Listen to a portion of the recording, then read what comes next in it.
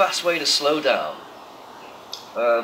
It's the interlude, I guess you could say, of the album. It's a short idea that we originally wrote and intended to be the intro to the album, but it worked out better being slapped in the middle and bridges the gap. It breaks the record up a little bit, but not too much. I particularly enjoyed the intro bit, the reversed guitar. It was quite interesting.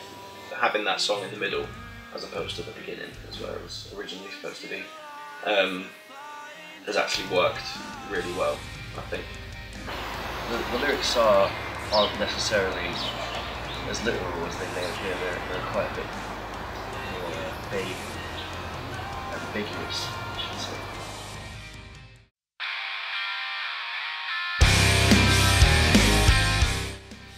Round the Sun, it was actually the first song we wrote with the intent to write an album.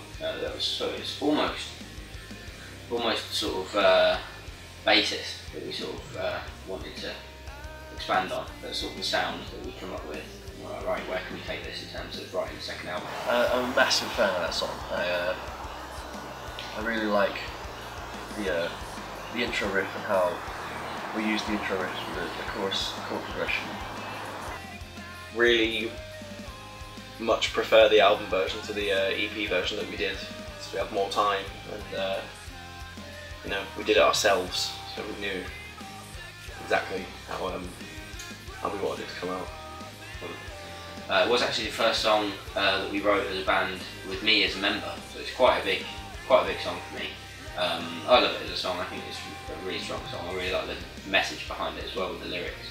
In terms of like, there's no point in worrying about anything, because in terms you're just on a rock spinning round a big ball of fire in the universe. Everyone's a miracle, so just chill. And it can be a very empowering thing to feel a part of.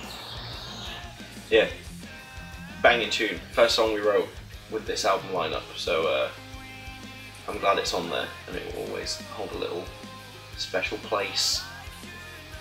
Yeah.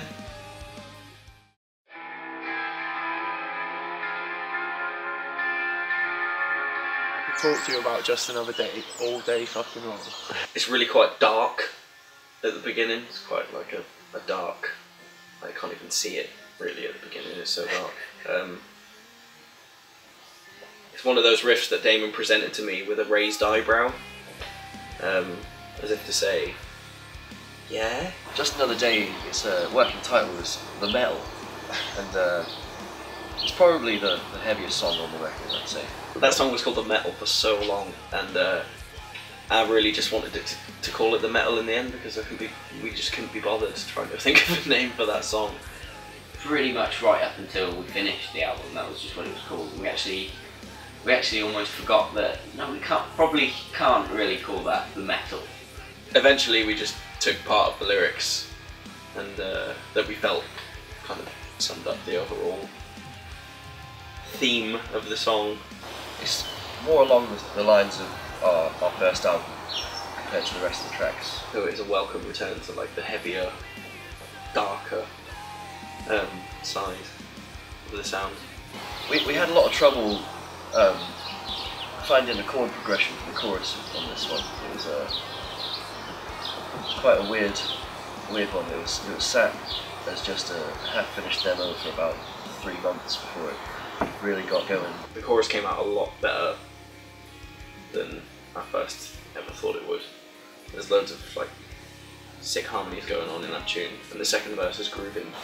Once again, it's got a very strange chorus where it's quite all over the place. I'm sure it's going to be quite interesting to play live. There was a bridge bit, and it just had a riff over it, and I was like, you know what, fuck it, guitar solo. We've never been the sort of band who write songs about being in a band, or like the struggle of being in a band, or any of that sort of thing. But yeah, with this song's lyrics, it's not about the struggle of being in a band, it's just about almost a short history of the band and our ongoing affair with the beast that is a coda. It was a really fun song to mix because just how powerful it is, and then it sort of goes from all this really deep, heavy guitar just stripped right back, thin, nice, clean, reverby guitars, and it was really cool making it sort of drop down and you sort of like chill out a little bit, and then all of a sudden the chorus comes and slaps you right back in the face again. It's, that was a lot of fun getting that just right.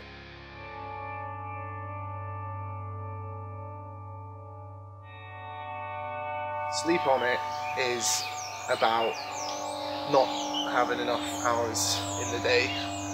It's one of those songs that starts somewhere and ends somewhere completely different. Although I did say Won't Go Running was one of my favourites for a long time. I think this is probably a close second. It was really cool because it's really quite a different vibe to the rest of the album that sort of brought something new to it. The intro was recorded in Crooks's kitchen. It was quite fun to sort of do. We totally forgot to record it, so we just sort of ended up being like, well, the demo sounds pretty sweet, we'll just chop that, put it in there. Also, it was just me in the kitchen with my guitar and a laptop, trying to make the most serene noises that I could. Sort of put a bit of compression on it, EQ it a little bit.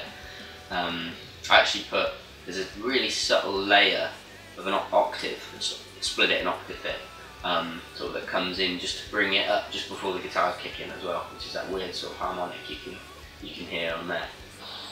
Starts off quite pensive and then just builds up into this angsty madness at the end. Sleep on It was written backwards, basically. It's the first thing I wrote was noodling around for with that song was the very end part. Probably the most essential bit of the album. Quite a frantic 5/4 ending with three different vocal parts. Goes out into this mad sort of lead lick that repeats and sort of builds on it. Vocal stabbing in the background as well. It's really cool. The main lead guitar lick, that was the first thing that was written for that song. And I wrote it upside down on that, I think. Just playing it upside down, because playing upside down you come out with stuff that you would never, ever think of playing. And it's basically saying we can't afford to sleep. There's no time to sleep because there's work to be done.